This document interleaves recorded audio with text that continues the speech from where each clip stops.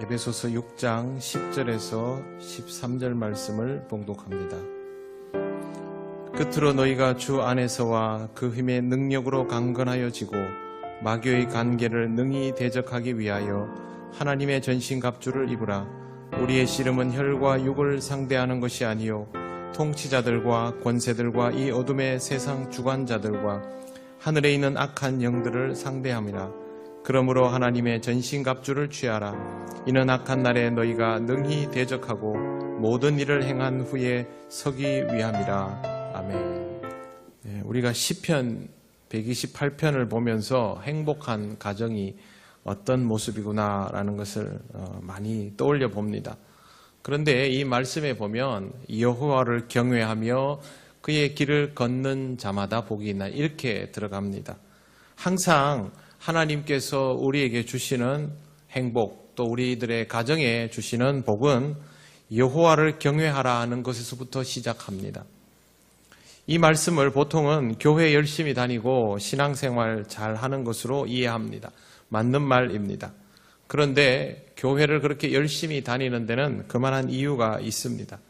그렇게 교회를 다니는 행위 자체가 전부가 아니라 앞으로 마주하게 될 상황에서 제대로 대처할 수 있기 위하여 그렇게 신앙생활을 열심히 합니다. 시험에 들지 않기 위해서, 위기 상황에서 제대로 수비를 할 수 있기 위해서 그렇게 합니다. 말씀을 통하여 수비를 할 수 있으면 가정을 지키고 시편에 나오는 그런 복된 가정의 모습이 우리의 가정이 될 수 있습니다.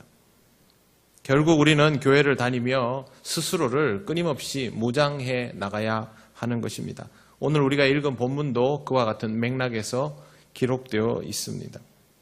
가지 많은 나무에 바람 잘 날 없듯이 우리의 가정에는 수많은 시험과 환난이 숙제가 있습니다. 수비를 잘해야 되는데 어떻게 하는 게 잘하는 것일까요? 주먹이 날아오면 어떻게 해야 됩니까? 피해야죠. 도망가는 게 상책입니다. 한 대 맞아봐야 싸울 일밖에 더 있겠습니까? 보통은 주먹이 날아오면 피하거나 가드를 올리거나 합니다. 그러면 칼이나 총이면 어떻게 해야 됩니까? 칼이나 총에 가드를 올리면 안 됩니다. 방탄조끼를 입거나 방패를 하거나 어떻게든 수비 방법을 바꾸어야 하죠. 무엇이 나에게 다가오느냐에 따라서 내가 대응해야 할 방법도 달라집니다. 우리의 삶에 다가오는 온갖 다양한 형태의 공격들이 있습니다. 우리들의 가정을 무너뜨리기 쉽게 만드는 여러 가지 유형들. 그것에 대한 대처가 제대로 되지 않으면 정말 총칼을 손으로 막는 것과 같은 아주 어리석은 행동이 될 수 있습니다. 그러면 가정은 결과적으로 무너질 수밖에 없죠. 여러분, 일반적으로 가정을 지키는데 제일 좋은 수단이 무엇이라고 생각하십니까? 머리는 사랑이죠. 실제로는 어떻습니까? 가정을 지키는데 제일 중요한 수단은 돈입니다. 돈은 일만하게 뿌리라고 말하고 제일 중요한 건 사랑이라고 하지만 실제로는 가정들이 돈에 대한 의존도가 가장 높습니다. 그만큼 영향력이 크니까 그렇게 생각하는 것이 무리가 아닙니다. 그러면 돈이 정말 가정을 지킬 수 있을까요? 돈이 정말 많은 재벌가는 가정이 든든하게 지켜져야 되겠죠. 그러나 그렇지 않습니다. 형제의 난, 왕자의 난이라는 말을 들어보셨을 겁니다. 재벌가 형제들끼리 상속권을 놓고 싸우는 것입니다. 난이라고 불리는 건요, 난리라고 부를 만큼 큰 전쟁이 일어났다는 뜻입니다. 보통 우리가 명절에 형제들끼리 말 몇 마디 하다가 말다툼하고 삐져서 먼저 집에 가고 이런 건 난이 아닙니다.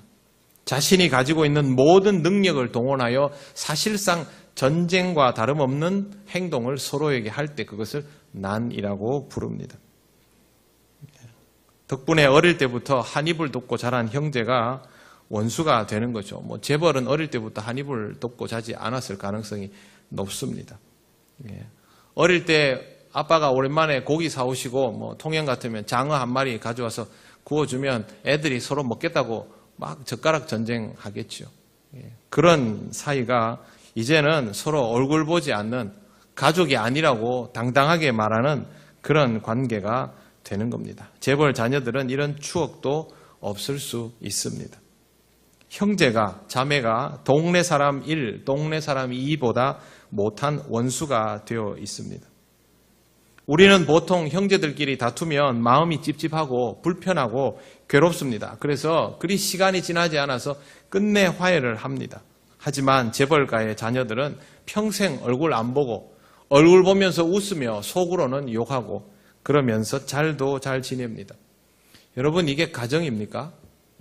이런 걸 가족이라고 부르지는 않습니다. 그들이 경영하는 그룹은 있어도 그들의 가정은 이미 무너진 지 오래입니다. 명예를 중요하게 여기는 가정도 있습니다. 우리 가문을 지키는 힘은 명예이다. 가문의 명예라는 말을 쓰죠. 우리 집안은 대대로 정승판서 집안이고 우리 집안은 대대로 이런 일을 했고 우리 집안은 대대로 군 출신이고 우리 집안은 대대로 교수이고 의사이고 법관이고 이런 거 많습니다. 다 좋습니다. 그런데 이런 가정들은 주로 가족보다 자식보다 배우자보다 그 명예를 더 중요하게 여깁니다. 번듯해 보이는 가정에서 부족할 것 없이 자랐던 자녀들이 일탈하는 경우들이 요즘 언론에 많이 노출됩니다. 아버지는 굉장히 명예롭게 사는데 자식은 전혀 명예롭지 않은 모습입니다. 그럴 때는 보통 그렇게 얘기하죠. 저놈 참 아버지 얼굴에 먹칠하네. 자식을 뭐라 합니다. 근데 그 자식이 누구로부터 비롯되어 오늘에 이르렀습니까? 사학재단을 대대로 이어온 한 국회의원 아들이 연거푸 사고를 친 적이 있습니다. 인터넷상으로 사고를 치는데 또 하나 사진이 올라오고 또 하나 올라오고 그러면서 문제가 되었습니다. 사람들은 처음에 그렇게 생각했습니다. 저렇게 대단한 집안에서 왜 저런 녀석이 나왔을까? 세상에는 원인 없는 결과라는 것은 존재하지 않습니다. 그런 가정일수록 소통이 안 되었겠지요. 공부 많이 하고 사회적으로 명망 높은 분들의 자녀들의 일탈 행동은 그 가정이 이미 단절되어 있고 더 나아가서 붕괴되어 있다는 것을 잘 보여주는 단적인 사례입니다. 이 사회에서 가장 좋은 무기라고 여겨지는 것들로도 가정은 지켜지지 않습니다. 겪어봐야 그걸 알겠습니까? 다른 집 사례들을 보아도 얼마든지 알 수 있습니다. 이런 것으로 기업은 지키고 직업도 지키고 명예도 지키고 돈도 지킬 수 있을지 모르겠지만 가정은 지키지 못합니다. 요즘 젊은 부모들은 이걸 좀 알아서 나름대로 대책을 세웠습니다. 가족과 함께하는 시간을 많이 보내는 게 좋다고 해서 가족과의 시간을 늘리고 있습니다. 그러다 보니 예전보다 가족 여행, 가족 놀이를 선호합니다. 예전에 비해서는 아주 발전적인 모습이고 좋은 일입니다. 가족과 함께 시간을 늘리는 것은 필요하고 중요합니다. 그런데 이 일에는 맹점이 있습니다. 첫째는 자녀들이 크면 클수록 이렇게 하기 어렵다는 것이죠. 어릴 때야 다 데리고 다니죠. 하지만 사춘기에 들어가기 시작하면서부터 자식들은 길을 쓰고 도망다닙니다. 이제는 알아서 놀겠다는 거죠. 부모님 따라다니면서 물건 들어주고 내가 원치 않는 곳에 가고 먹기 싫은 거 먹으면서 그렇게 다니기 싫은 겁니다. 결국 독립할 거기 때문에 한계가 있습니다. 두 번째는 이렇게 가족과 함께 시간을 보내는 것은 상황을 만들어가는 것이지 내용을 채워주는 것은 아닙니다. 그렇기 때문에 여기에서도 채움받지 못하는 부분들이 분명히 존재합니다. 자식도 데리고 다닐 수 있을 때 가능하지요. 친구 좋고 혼자 있고 싶어하고 머리 굵어지면 부모 말 듣지 않습니다. 그리고 놀아주는 것, 먹여주는 것, 선물 사주는 것, 입혀주는 것으로는 채워지지 않는 것이 이 세상에는 너무 많습니다. 자식들과 얼마나 더 놀아주겠습니까? 하루 종일, 평생을. 자식이 나보다 더 강성하여진 다음에도 여전히 놀아주겠습니까? 언제까지 놀아주겠습니까? 어른이 되어서도 놀아주겠다고 하면 귀찮다고 가라 그럽니다. 좋은 거 얼마나 더 잘 먹여주겠습니까? 전부 살로 갑니다. 그리고 좋은 거 계속 먹으면 귀한 줄도 모르고 감사도 모릅니다. 짜장면 한 그릇으로 졸업식 할 때가 좋아. 저도 이렇게 얘기하니까 자꾸 우리 아들이 뭐라 하던데 요즘 아이들에게 짜장면은요, 밥보다 못한 음식입니다. 밥을 먹고 싶은데 밥이 집에 없으면 그때 먹는 게 짜장면이고 라면이죠. 옛날에는 그게 참 귀했죠. 선물도 마찬가지입니다. 제일 비싸고 좋은 장난감을 선물로 받은 아이가 세상에서 제일 행복할까요? 그렇지 않습니다. 비싼 선물은요, 아빠가 집에서 접어주는 종이 비행기보다 못할 때가 많습니다. 여러분, 자녀들 장성했으면 그 아이한테 너 어릴 때 어린이날 선물 뭐 받았는지 기억하냐 한번 물어보십시오. 여러분은 선물 뭐 줬는지 기억하시죠? 여러분들 기억 안 나십니까? 부모는 기억합니다. 저같이 기억력 안 좋은 사람도 제가 어린 아이들, 우리 애들한테 선물 뭐 줬는지 대충은 기억합니다. 그런데 애들은요, 어린이날 선물 생각보다 거의 기억 못 합니다. 그거 외에도 많이 받잖아요. 그런 거 기억 못 하고요. 엄마랑 시장 갔다가 갑자기 치과에 붙들려 가가지고 입 빼고 울고 나온 날 사준 호떡 하나? 이런 거 기억합니다. 저도 마찬가지입니다. 저희 부모님이 저한테 해준 거 기억 안 납니다. 별로. 초등학교 4학년 때 제가 극장 가자 그래 따라 나갔다가 치과에 가가지고 이 2개 빼고 울면서 만두집에 끌려가가지고 이 아파서 못 먹겠다는데 그거를 기어이 먹였던 적이 있습니다. 근데 그 만두가 그렇게 맛있어서 요즘도 갑니다. 그런 것만 기억합니다. 인상적인 날. 선물은 계속 사줄 수 없고 놀아주는 것도 계속 해줄 수 없습니다. 그리고 어느 날 필요로 하지도 않습니다. 선물하다 안 되면 재산 물려주면 됩니까? 선물의 고마움을 잊어버린 아이가 어른 되었다고 재산 물려주면 고마워할까요? 그렇지 않습니다.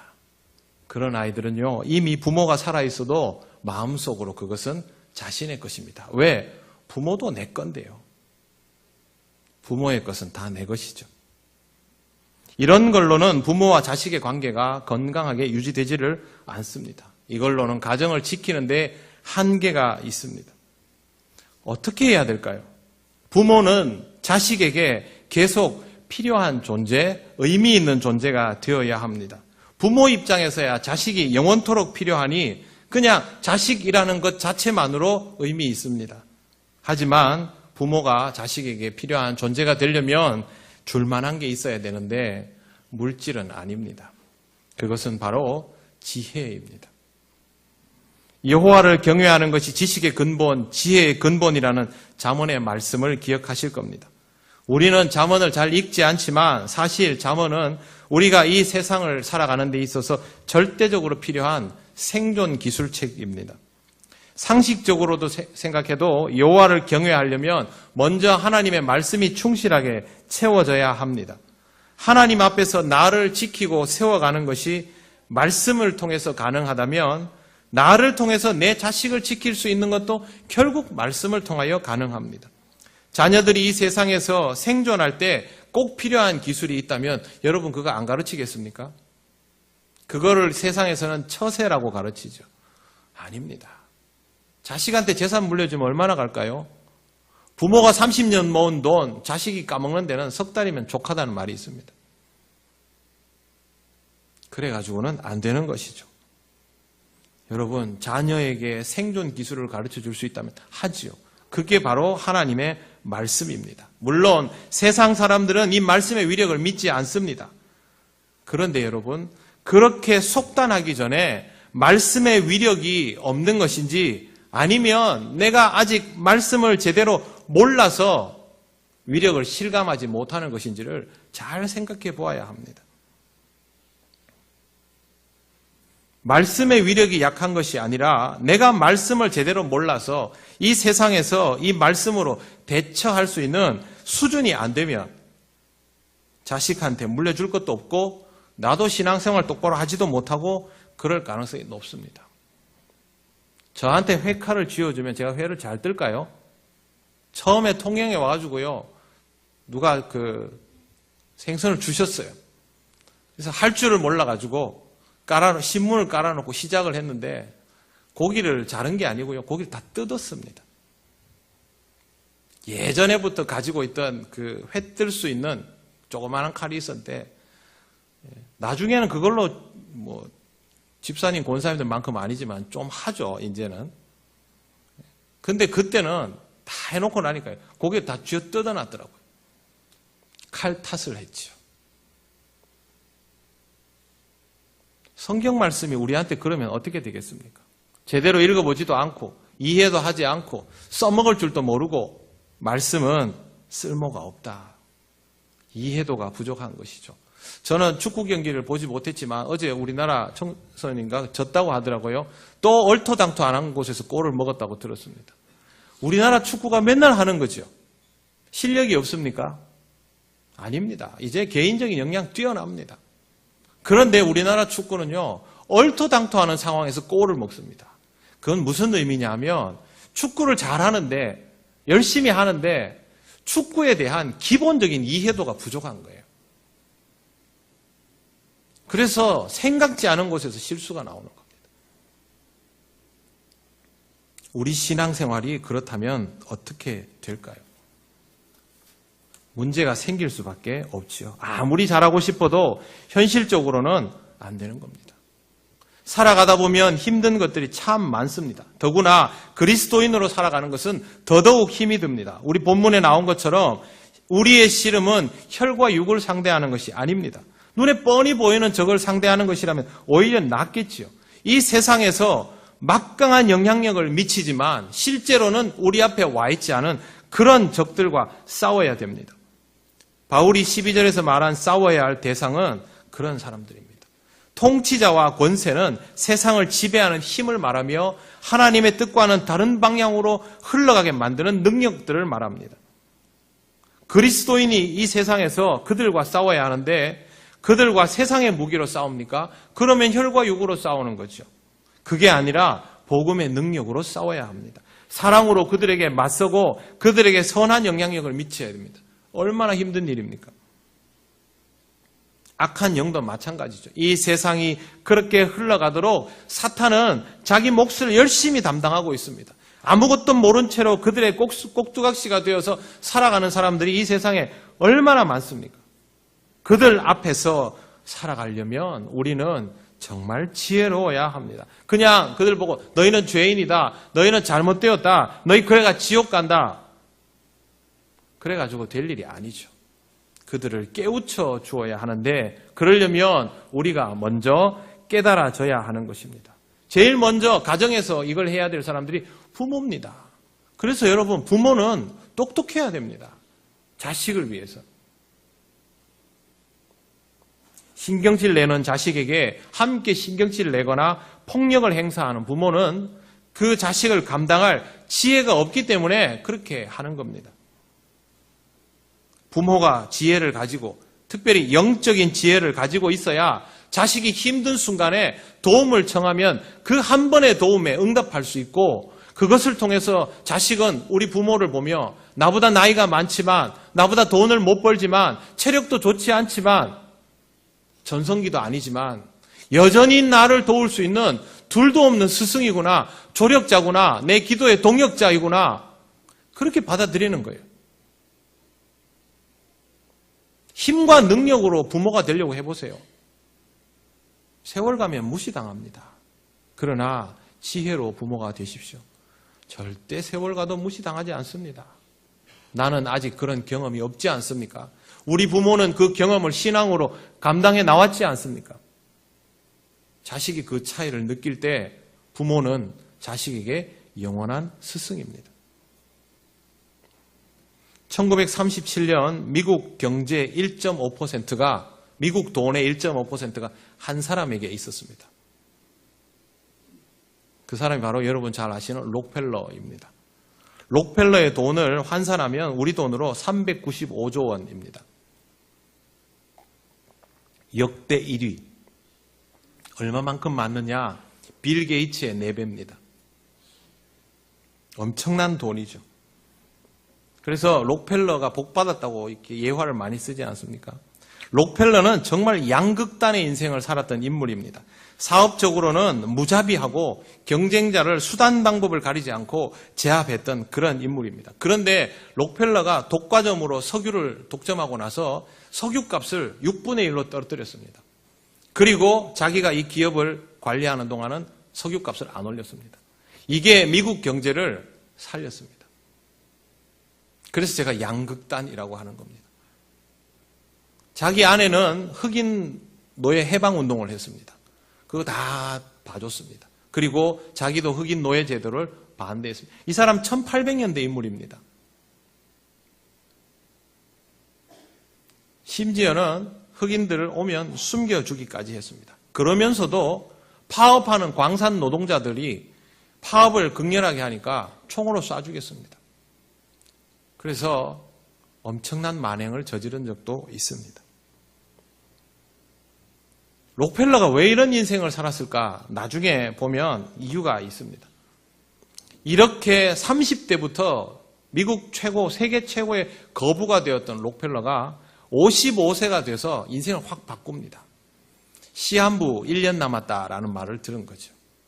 그때 목사님이, 록펠러가 다니던 교회 목사님이 모든 것을 내려놓으십시오. 이러고 록펠러가 기부 중심의 삶으로 전환됩니다. 록펠러로부터 기업가들의 기부 문화가 시작되었다라고 해도 과언이 아닙니다. 실제로 록펠러의 기부는 상상을 초월합니다. 뉴욕 시민들이 록펠러의 집에서 내주는 수도세로 물을 먹습니다.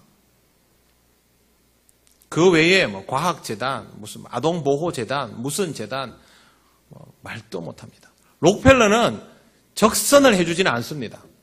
돈 달라고 절대 주지 않습니다. 대신에 그런 재단들을 끊임없이 만들어서 생산적으로 그런 부분들을 해결할 수 있는 방법을 추구하는 사람입니다. 그림이 딱 나오십니까? 왜 이런 삶을 살았는지. 우리 아주 쉽게 하는 생각. 예수 열심히 믿어서 하나님한테 복받고 돈 많이 벌어서 하나님 기뻐하시는 좋은 일 많이 해야지. 일단 많이 벌어야지 그렇게 할 수 있잖아. 이런 생각을 하는 아주 단순한 사업 구조를 가진, 아주 단순한 신앙관을 가진 그런 사람입니다. 그래서 우리가 보기에는 이율배반적인 같은 이 구조가 있는 거죠. 실제로 우리 그리스도인들한테 이런 구조 많지 않습니까? 돈 많이 벌어서 좋은 일 많이 해야지, 헌금도 열심히 해야지. 거기서 좀 심각하게 막 윤리가 어떻고 이렇게 따지는 경우까지 나가면 더 성숙한데, 지금부터 100 몇십 년 전에 이제 막 자본주의가 불이 붙어가지고 사람들이 눈에 보이는 게 없던 그 시절에 록펠러니까 우리의 윤리관만 가지고 대입하기에는 조금 무리가 있습니다. 다만 록펠러는 철두철미한 삶을 살았습니다.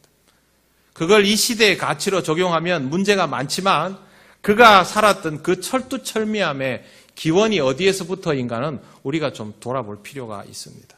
잘 아시는 것처럼 록펠러는 어머니로부터 들은 10가지 유언이 있습니다. 첫 번째, 하나님을 친아버지 이상으로 섬겨라. 록펠러 아버지는 약장사, 사기꾼입니다. 두 번째, 목사님을 하나님 다음으로 섬겨라. 그래서 어느 날 목사님이 다 내려놓으십시오. 이 말 한마디 하는 거 듣고 정말 그때부터 인생을 바꿨습니다. 록펠러는 그러고도 44년을 더 살았습니다. 자기가 그동안 사업하면서 살아왔던 시간의 2배를 이 방식으로 살았던 것이죠. 세 번째, 주일 예배는 무조건 본교회에서 드려라. 꾸준함이 이런 데서 나오는 겁니다. 요즘 이거 잘 안 되죠. 네 번째, 오른쪽 주머니는 항상 11조 주머니로 하라. 이건 왜 했냐면요, 어머니가 이렇게 말해요. 하나님의 것을 먼저 구별해 놓고 나머지를 써라. 그렇게 정해놓은 규칙입니다. 다섯 번째, 아무도 원수를 만들지 말라. 이건 잘 못 지켰습니다. 목적의식이 너무 강해가지고 그것만 쳐다보고 살았던 것이죠. 록펠러는 젊은 시절 역량이 안 되면 소거시키는, 될 만한 놈만 살려. 록펠러의 좌우명이 적자생존입니다. 그러면 이해가 딱 됩니다. 30대니까 그럴 거라고 생각합니다. 6번째, 아침에 목표를 세우고 기도하라. 매일 기도하는 것이죠. 또 7번째, 잠자리에 들기 전 하루를 반성하고 기도하라. 매일 아침 저녁으로 기도하는 습관을 가진 사람이 그렇지 않은 사람과 인생을 살아가는 방식이 같을 수 없습니다. 8번째, 아침에는 꼭 하나님의 말씀을 읽어라. 새벽기도 나오고 자기 전에 기도하면 이거 다 하는 겁니다. 한 번에. 말씀이 늘 기초가 되는 것이죠. 물론 이런 유언을 남긴 그의 어머니도 말씀이 기반이 된 것이죠. 좋지 못한 가정 환경에 내 아이가 잘 클 수 없는 상황인 것을 뻔히 알고 아버지는 여기저기 다니면서 사기만 치고 있지만 이 아들은 신앙적으로 키우고 싶다는 어머니의 마음이 있었던 것이죠. 그리고 돈을 벌기 위해서 앞만 보고 달리는 아들에게 이 가르침을 꼭 주고 싶었던 겁니다. 9번째, 남을 도울 수 있으면 힘껏 도우라. 그리고 도와준 일에 대하여 절대로 나팔을 불지 말라. 10번째, 예배 시간에 항상 앞자리에 앉으라. 예배 드리고 말씀 듣는 일에 누구보다 앞장서서 노력하라. 여러분, 이 유언은 어머니의 유언입니다. 그런데 이 유언이 어디에서부터 비롯되었을까요? 하나님의 말씀을 읽고 그 말씀을 따라 살아보면서 가지게 되었던 지혜입니다. 지나치리만큼 뚜렷한 소신과 신념은 기독교인 가정에서 자라난 사람에게서는 어렵지 않게 볼 수 있는 부분입니다. 여러분 한번 잘 봐보십시오. 신앙생활을 대를 이어서 하는 가정에서 자녀들 보면 주관이 아주 뚜렷한 경우가 많습니다. 이런 사람들에게 있어서 부모의 영적 영향력은 가히 절대적입니다. 부모가 힘으로, 재물로, 권력으로 군림하지 않는데도 평생 관계가 그렇게 유지가 됩니다. 부모가 돌아가신 이후에도 변함없이 유지가 됩니다. 다 말씀 때문입니다. 우리의 가정을 지키고 내 자식을 지키고 아내와 남편을 지키고 나를 지켜나가는 데 있어서 하나님의 말씀보다 더 위력적인 것은 없습니다. 다른 걸로 지키려고 하면 안 됩니다. 그것은 아직 말씀을 신뢰하지 못한 것이고 말씀에 충실하지 않은 것이고 그 말은 하나님을 아직 신뢰하지 못하고 있다는 뜻입니다. 하나님의 전신갑주는 나만 입어서 되는 것이 아닙니다. 나는 총칼을 막을 수 있지만 시험과 시련도 이길 수 있지만 내 남편은 주먹만 한 대 맞아도 죽는다면 내가 입고 있는 전신갑주가 무슨 소용입니까? 결국 내 가정이 무너지고 마는데 그 사람을 사랑하면 그 사람이 상하면 나도 상하고 그 사람이 단절되면 가정도 무너진다는 것을 꼭 기억해야 합니다. 그러므로 우리는 다른 것으로 우리의 가정을 지킬 수 있다는 생각 자체를 하지 말아야 합니다. 하나님은 바울을 통하여 이렇게 말씀하십니다. 이는 악한 날에 너희가 능히 대적하고 모든 일을 행한 후에 서기 위함이라. 사랑하는 성도 여러분, 악한 날, 악한 시대를 탓하지 마십시오. 세상은 원래 악했고 권세자는 그 권세를 지키기 위해서 하나님과 가까워질래야 가까워질 수 없는 속성을 가지고 있습니다. 결국 우리 스스로 견고해져야 합니다. 먼저 여러분이 하나님의 전신갑주를 입으시기를 바랍니다. 그리고 가족에게 함께 말씀 무장을 시켜나갈 수 있기를 바랍니다. 이것이 21세기를 살아가는 저와 여러분에게 주시는 변함없는 하나님의 말씀입니다. 사랑하는 성도 여러분, 여러분의 가정을 지키는 방법은 오직 주의 말씀밖에 없습니다. 여러분이 가족에게 해주고 싶은 모든 사랑 표현도 주님을 통하여 비롯된 말씀에서부터 다시 시작되어야 합니다.